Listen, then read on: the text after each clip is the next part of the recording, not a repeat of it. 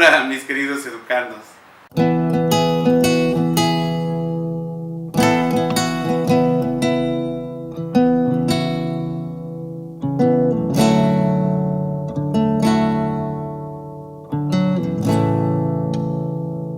El día de hoy quiero iniciar una serie de videos con el tema de la gastronomía mexicana, puesto que es una de las más importantes a nivel mundial, ya que se ha señalado que llega a ocupar incluso el tercer lugar con respecto de lo que es la gastronomía en el mundo.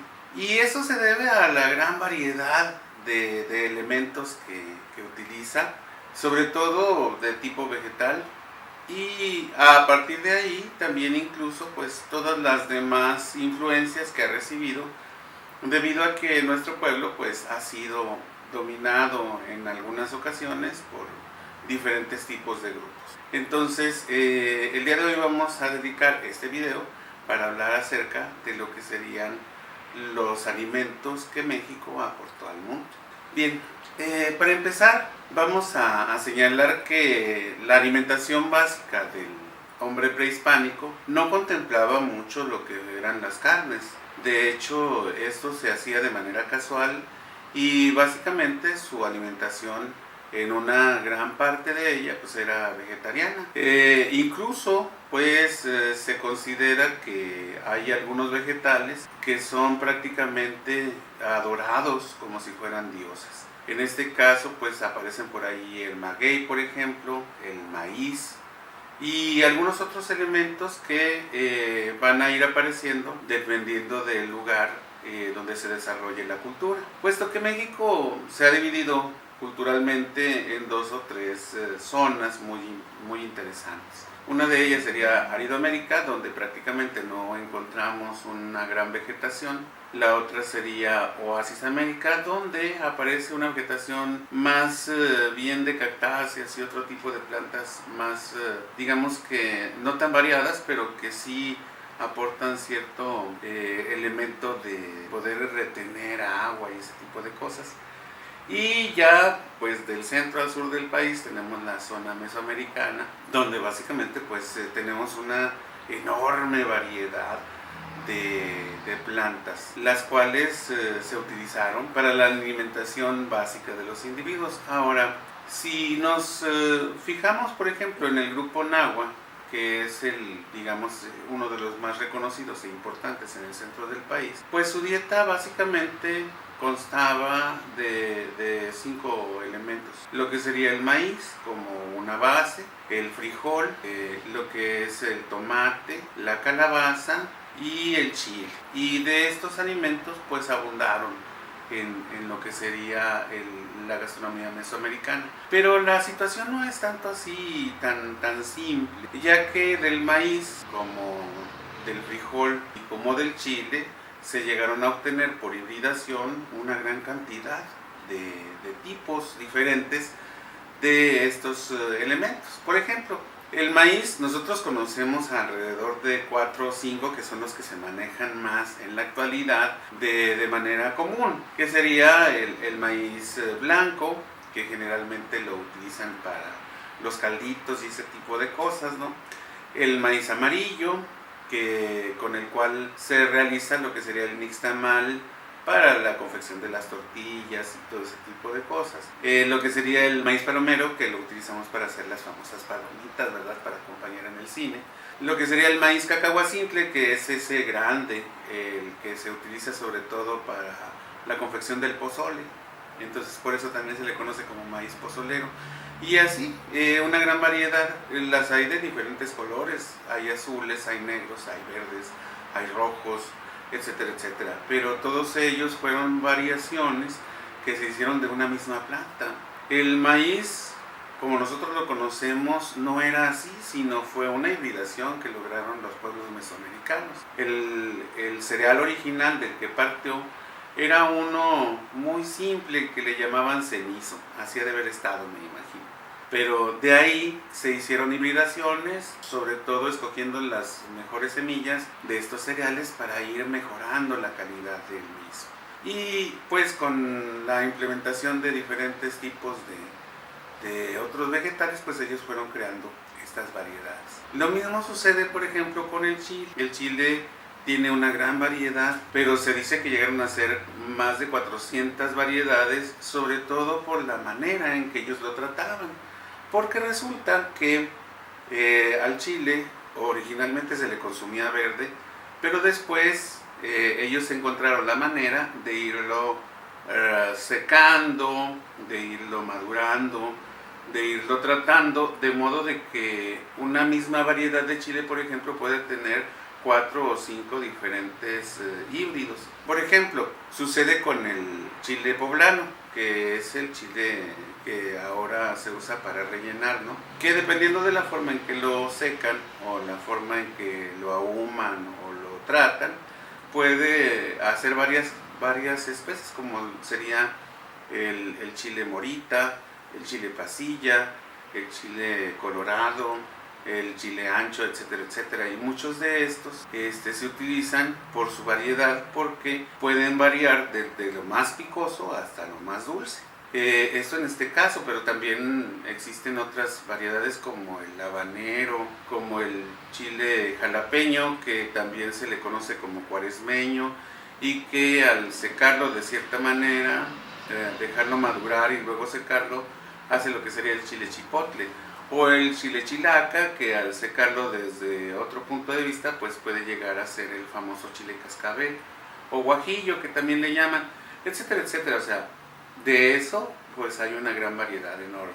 No se diga, por ejemplo, lo que son las hojas, como los quelites, que en este caso, pues son variedades extremas. Pero volviendo a estos 5 elementos que son básicos, también incluso sucede con el tomate. En el tomate, pues nosotros conocemos lo que sería el jitomate, el tomate cherry, lo que es el tomate saladet, que ahora le llaman, el tomate verde, que es el de fresadilla, que acá en el norte así le conocemos, etcétera, etcétera. Y hay muchas más variedades, que dependiendo de su tamaño, o de su grosor, o de su consistencia, algunos son un poco más ácidos, otros son un poco más dulces, etcétera, etcétera. Entonces, todas esas variedades utilizadas de una manera natural o normal, pues eran las que se consumían de manera diaria. Por ahí pues también tenemos la aportación de lo que sería la planta del cacao, de la cual se obtiene el famoso chocolate, que originalmente pues era una especie de cerveza, de ahí el nombre chocolate, que la palabra chocol significa agrio y la terminación atl significa agua, entonces era una agua agria, que en este caso pues es una especie de cerveza de chocolate. Pero bueno, entonces aparte de eso, pues tenemos por ahí platillos hechos combinando todo eso, ¿no? O sea, el maíz se utilizaba todo porque ellos lo consideraban un dios. De hecho, se llamaba Sinteotl, o el dios maíz. Y entonces, pues, se utilizaba la caña para extraer la miel, una miel de maíz muy, muy sabrosa y consistente. Lo que sería el olote para alimentar el único, o uno de los únicos animales que se criaban para su consumo, que es el guajolote. Se utilizaban la mazorca para, en un momento dado, hacer el desgranado para poder hacer ahí los esquites, o para poder después hacer el nixtamal, con el cual se hacían tortillas, memelas, tlayudas, totopos, etcétera, etcétera. La masa fermentada hacía una especie de bebida agria que le llamaban pozol, o que combinaban con chocolate, o había otra que se llamaba tesjuino, que es una especie de bebida fermentada, muy sabrosa.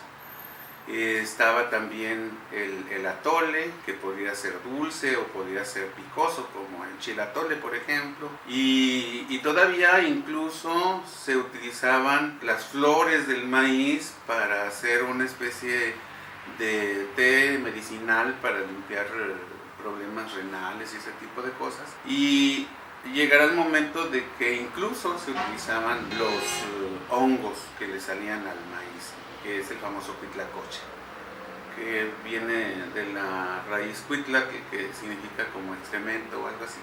Pues era como el excremento del maicito, pero hasta el excremento del maíz se comía, porque era sagrado. Entonces, Entre otras cosas, pues eso era su dieta básica, pero pues vamos a ver que también implementaron otras muchas variedades debido sobre todo a lo que era el gobierno de los nahuas, porque por ahí apareció un gran tlatoani que se llamaba Moctezuma Iluy Camina, al que dijeron que era como una especie de sibarita, que le gustaba mucho comer y siempre estuvo buscando novedades. Entonces ahí fue donde él puso a buscar a sus cocineros diferentes sabores, y fue la manera en que fueron encontrando pues sabores muy distintos en las hierbas, en los quelites que aquellos le llamaban, el papaloquelite, las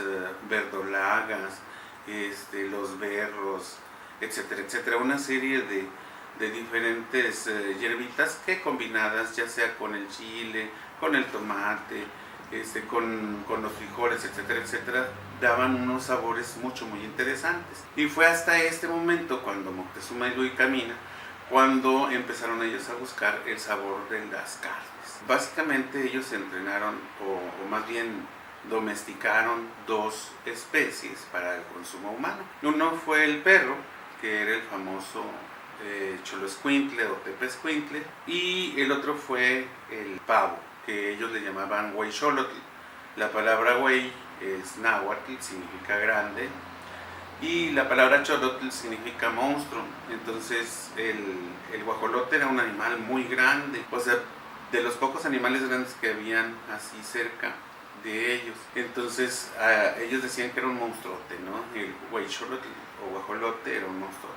Entonces ellos lo hacían para su consumo, pero la verdad es que su carne no era tan jugosa, tan sabrosa. Entonces lo que ellos hacían era que combinaban las dos carnes, la del perro y la del guajolote, para hacer, por ejemplo, barbacoa. Que la palabra barbacoa es una palabra náhuatl que significa bajo tierra, y eso quiere decir que de alguna manera pues ellos ya tenían ese conocimiento de hacer las cosas en un pozo, ¿no? Que luego otro día hablamos acerca de los métodos de cocción de los alimentos, pero ellos eran muy sanos hasta para eso. O sea, ellos no consumían ellos lo que serían grasas animales.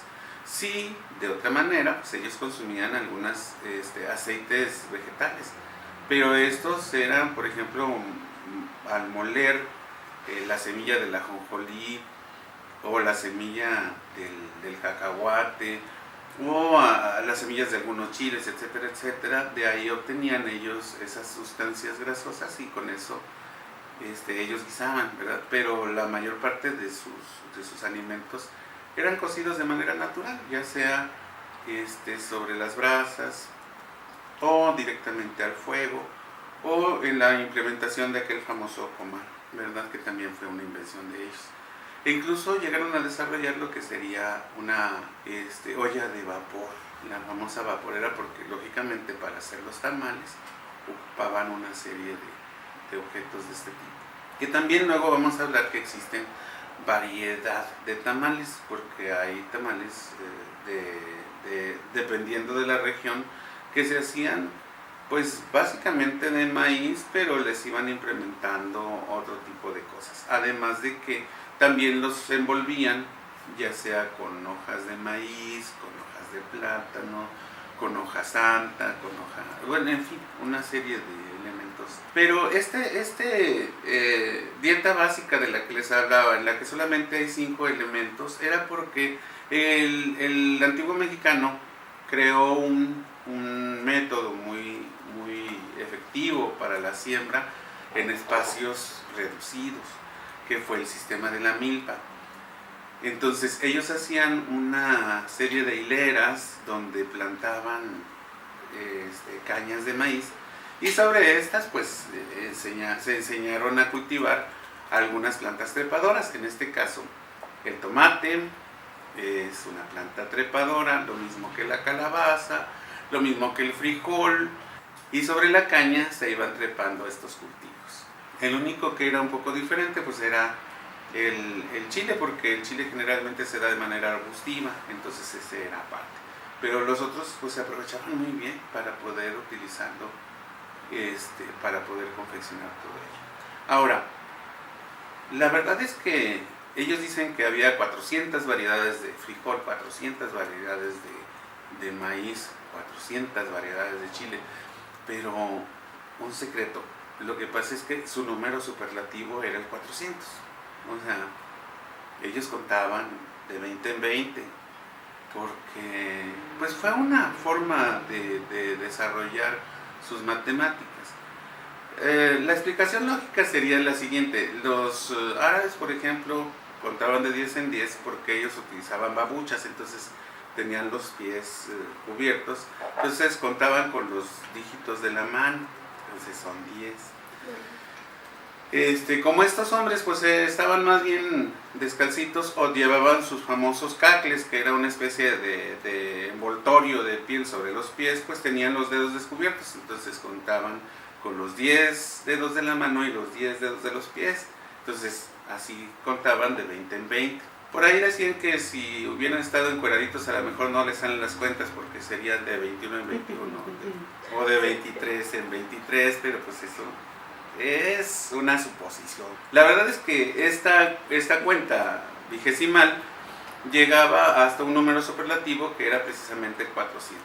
Pues desde ahí tenemos esta condición, y entonces ellos decían 400, así como nosotros decimos, no sé, 1,000,000 o 1000. O sea, así como decimos nosotros tipo 1000, ellos decían tipo 400, ¿verdad? O sea, y así. Entonces, de ahí que entonces 400 pues es un número superlativo. A lo mejor hubo más, a lo mejor fueron menos, pero pues ese es un número aproximado. Bien, creo que es suficiente para una primera lección o una primera parte de estos videos. En general, pues vamos a hablar luego de todas las influencias que fueron llegando a nuestro país y cómo fueron haciendo crecer lo que sería la gastronomía mexicana. En este caso, pues hablamos un poco de lo que es la gastronomía prehispánica, pero todavía nos quedan algunos capítulos, porque tenemos que hablar de lo que serían los métodos de cocción, de los que serían las formas de elaboración, de lo que son las salsas, de lo que son los moles, de lo que son los tamales, etcétera, etcétera, etcétera. O sea, todos estos platillos que de alguna manera fueron prehispánicos y que hoy, la verdad, la mayoría de ellos ya son mestizos, precisamente por todas las influencias que llegaron del extranjero. Les recuerdo que hay que compartir y que también pues lo platiquen con sus amigos, lo platiquen con sus familiares, para que vengan a darse la vuelta y escuchen pues estas cosas, estas pláticas, ¿no?, entre ustedes y yo. Recuerden, tenemos lo que sería la fanpage, que es Profe Marquitos en Facebook, luego está en Twitter, @tlamantini, el correo electrónico que es profemarquitos@gmail.com, y la sugerencia de la semana en cine en habitacion101.com, /autor, /M. Espero que les haya gustado este primer video sobre lo que es la gastronomía mexicana, y me gustaría que ustedes hicieran comentarios, que si les pareció que faltó de mencionar algo, pues me lo hagan saber, y seguimos construyendo estos videos con sus dudas y con la información que yo pueda conseguir, aparte de la que ya tengo acá en el disco duro. Bueno, muchas gracias, nos vemos pronto.